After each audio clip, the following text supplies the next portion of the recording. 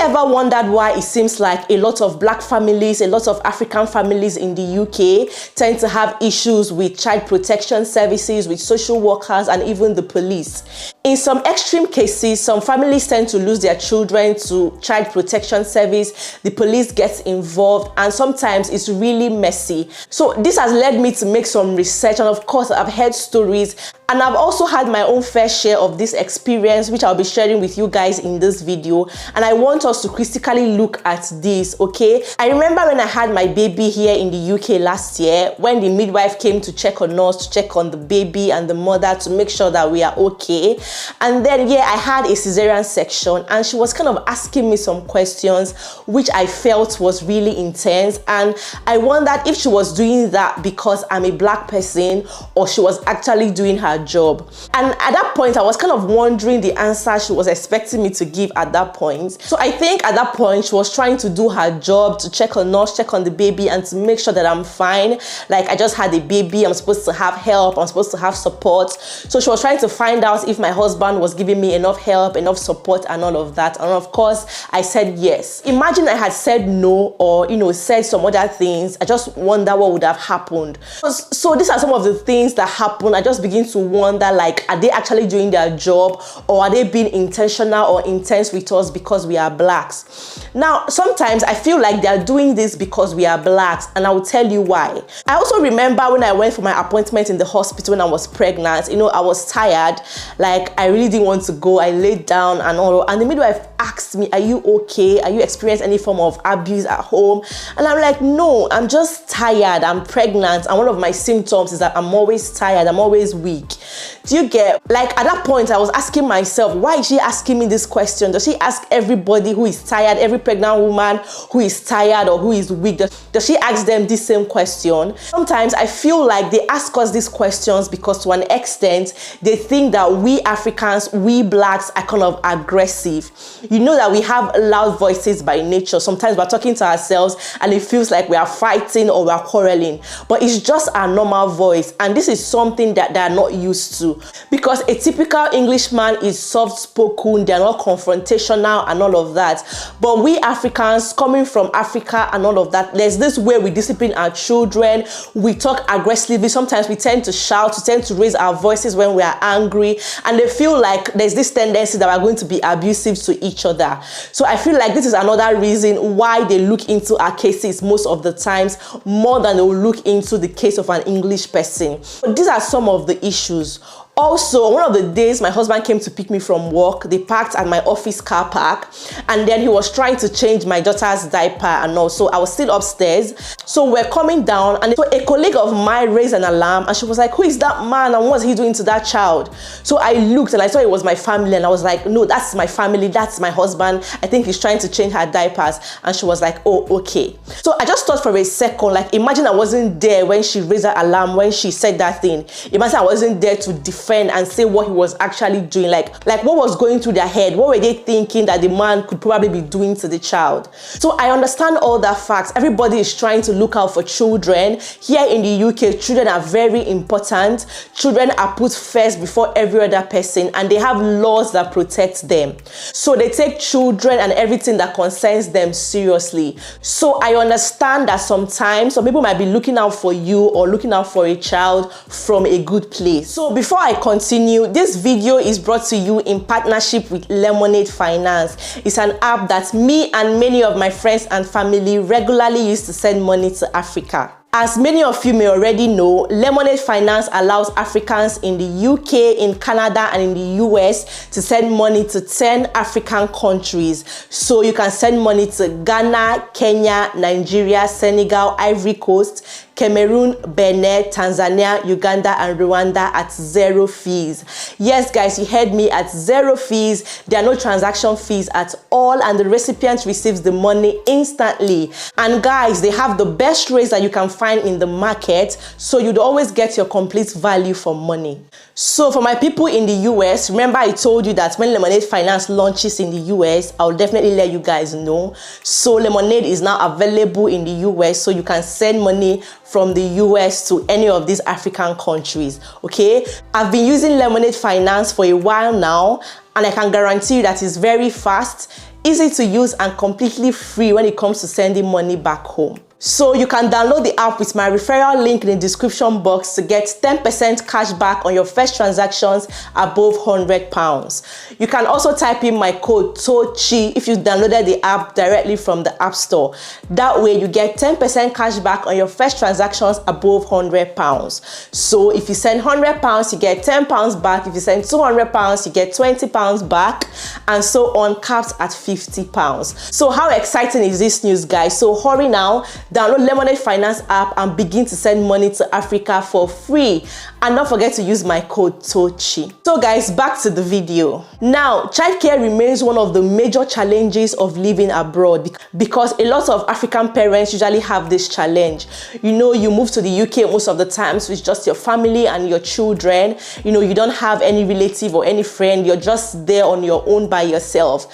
So you have to take care of your children yourself, and you still have to work as well. So many parents have not really found a balance between work and childcare, and there are so many single parents as well. And when you leave children alone for a very long time, these are some of the issues that come up, and then when you repeat it over and over again, it becomes a really big issue. So looking critically at this topic and some of the issues that arises from what I've heard, from my research, from my experience as well, because guys, I've really had my own experience, though it didn't escalate, but imagine if my answer was otherwise. I just wonder what it would have been. Like, I had this injury, I don't know if you guys can see it. It was a burn from the oven. I just wanted to bring out something from the oven, and then my hand got burnt.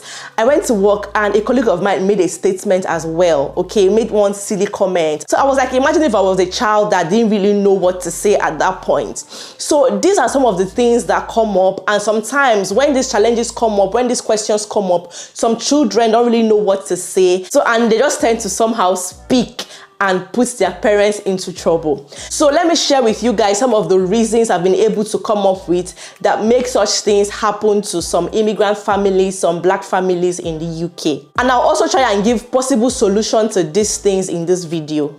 Number one, some children are the reasons why child protection usually gets involved in their family affairs. Now, children are very innocent, especially the young ones. So anything could happen to them. They could be gisting with their friends, they could be talking to their teachers innocently and put their parents into trouble. This has happened a lot of times, and in some cases also, some children intentionally put their parents into trouble. We have had cases where teens actually report their parents for abuse, report their parents for one thing or the other, and then Child Protection Service gets involved, the police gets involved, they lock up their parents, and they even take their children from them, they safeguard them, and you might never get to live with your child again. Okay, of course, they will investigate the matter and all of that. And then it could be that they've seen marks on your children's body. So if your child goes to school and they see a mark on their body, if somehow something happens to your child at home, so please be the first to report to that child's teacher to actually say what happened. Please tell your own side of the story before the child will even get to talk in school. So if your child is playing at home, or there is a burn, there is a cut, they fall down, or something happens, okay, and it was innocent, like it didn't mean anything, always let the teachers of your children know. Tell them what actually happened to that child, because if the child goes to school and they see that mark, they see that thing on the body, they would ask questions, okay? So things like that. If you abuse your children, you constantly beat your children, you constantly spank them, and they have injuries, they have marks on their bodies, their teachers would ask questions. So apart from the fact that children report their parents knowingly or unknowingly to their teachers, to anybody, the teachers also have a duty to protect the children, to take care of the children who have been put in their care. So if a child goes to school and the child is acting maybe withdrawn or stressed or kind of behaving strangely, the teacher would ask questions. They would want to find out what's happening with the child. All right, I remember my friend was telling me sometime about how when the children first came from Africa, she felt that her child was lagging behind in a particular subject. So she kind of hired an online teacher for the child, and then the child went to school sometime, and of course the child was asking, so how was your day, what did you do after school? And the child innocently said, after school I had an online training with my lesson teacher and all of that. And the teacher was really mad. The teacher called the parent and was like, why will you subject a child to this kind of torture? That was what the teacher said. A child just came back from school. Instead of him to rest, do his assignment, you are telling him to start an online training as well and all that. So they asked the parent to stop that lesson immediately. So they kind of ask children all those questions to actually know how they are doing at home, what they are doing and things like that. And if eventually a child says anything that gives the parents away or says anything that is suspicious, of course the teacher would report and then they would have to investigate it. Also, the neighbors play a major role in why some of these things happen. So for instance, if there's always a cry of a child coming out from your house every time, right, neighbors will want to find out what is happening. If you have good neighbors, they would come and knock on your door and find out, okay, what's happening? Why is this child always crying? But sometimes some neighbors don't even bother. They just call the police straight.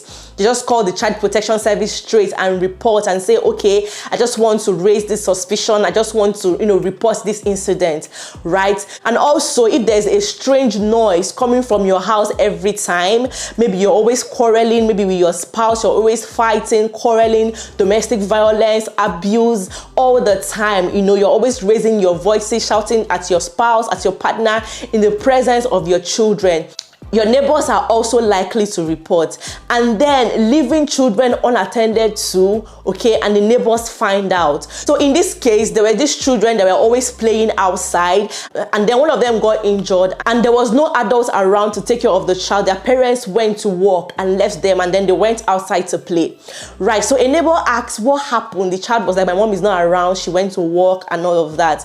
And it was discovered that these parents always left their children at night to go to work. So they preferred to go for night shifts where they would take the children to school, bring them back from school, do all the school runs and all, and then leave their children at home at night and go to work. So they've been doing it for a while and everything seemed to be going on well with them until this particular incident happened. And I think on one of the occasions, their fire alarm went off as well, and it was just doing beep, beep, beep everywhere, and there was no adult. The children didn't know what to do. So the neighbor also got involved. So these are some of the things that happened that made the neighbors to start asking questions. Oh, where are your parents? What's happening? You guys are always left unattended to. And then the neighbors had to involve the police. And that was how the social service got involved. They began investigation, and it was discovered that the both of them actually does night shifts. It's not even like they're single parents, okay? They both go to work at night. They just feel like they have to leave their children alone at home to sleep. They'll be safe. After all, they are not kids anymore.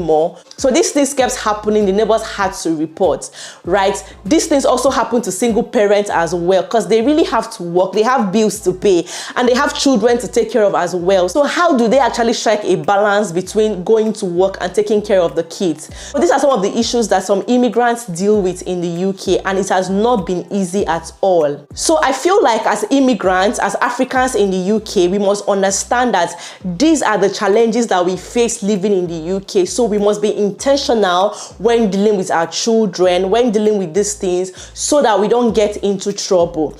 Now, one of the ways that we can actually deal with this thing is, number one, understand that yes, you have to work, and at the same time you have to take care of your kids. So some partners should learn to take turns to work. So if you're working in the night, then your partner should work in the daytime, and if you're working in the daytime, your partner should work at night. Or you'd only work when your partner is available to take care of the children. Whichever way, just try to strike a balance between childcare and work. And then if you're a single parent as well, try to invite your siblings to come over, invite your parents. It's not going to be easy, I know, but at least just try. Some people try to work for their sisters, their brothers to come in on student visa or even work visa and stay in the same city with them. It actually helps as well. Just try as much as possible to do what works for you, and then learn to talk to your children.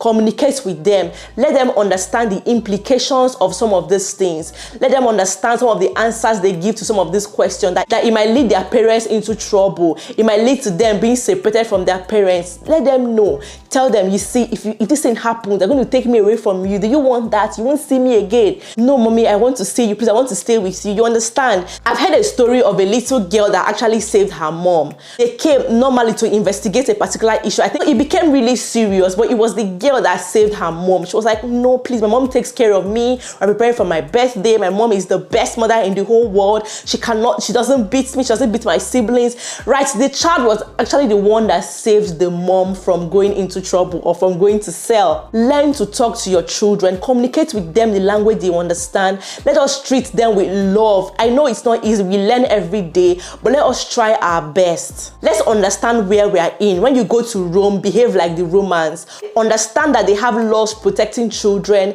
Their method of training children is different from our own method of training children. Where we're coming from, right? We tend to raise our voices at our kids when we're angry, when we're upset at them. Oh, go away from there, don't do that. We tend to spank and do all those things. They don't do it here. They don't believe in that. They have their own way. They discipline their own children, which is quite different from our own way. So we should understand that and try not to be extreme when we're dealing with our child. If you want to discipline your child, try to be reasonable in your discipline. Please don't throw things at your child. You know how we throw slippers, how our parents throw slippers at us, how they throw turning gari to us, all these wooden spoons. Our parents just pick up anything they can find beside them and throw at the child. All of that, they don't do it here. They are not confrontational, okay? When you're moving abroad, when you're moving to the UK, drop that African mentality, African way of disciplining a child. Drop it at the airport before you enter the UK. And also, as parents, let's learn the kind of things we say and do in front of our children. Okay, try not to fight and quarrel with your spouse in front of your kids because they are watching you. And these are the things they will discuss with their friends in school. These are the kind of things they will tell their teachers in school. And I'll also suggest that it depends on how much you're making or the kind of work you do. If you can afford a childminder, if you can afford a nanny, if you can afford to put your children in a nursery, please do so. But if you can't afford it because it could be expensive sometimes, if you can't afford it, then you should try to find a balance between work and childcare. But please, let's try to always give our children the basic care and attention that they need at all times. And lastly, I would say if you're a Christian, try to take your children to church, because I know that going to church helped some of us. We didn't turn out badly after all. So this also shaped us into being who we are today. So there's some things they teach children in church that also helps to shape them. So please, if you're a Christian, try to take your children to church. Let them go to Sunday school, children department. Let them learn Christian doctrines. Let them be grounded in the Word of God, because obviously a lot of things are happening in our society today. Okay, there are so many things flying up and down everywhere, but let us guide them in the right direction. Okay, all right, let's just keep doing our part. Show your children as much love as possible. Don't neglect them for any reason. Okay, don't pursue monies, be working, picking shifts left, right, and center, and forget that you have children. Create time for your children, for your family. Be intentional about these things. So yeah, I want to hear your thoughts on this in the comment section as well. Let's continue this conversation in the comment section. Thank you so much, guys, for watching. My name is Tochi, and I'll see you guys in my next one. Bye-bye.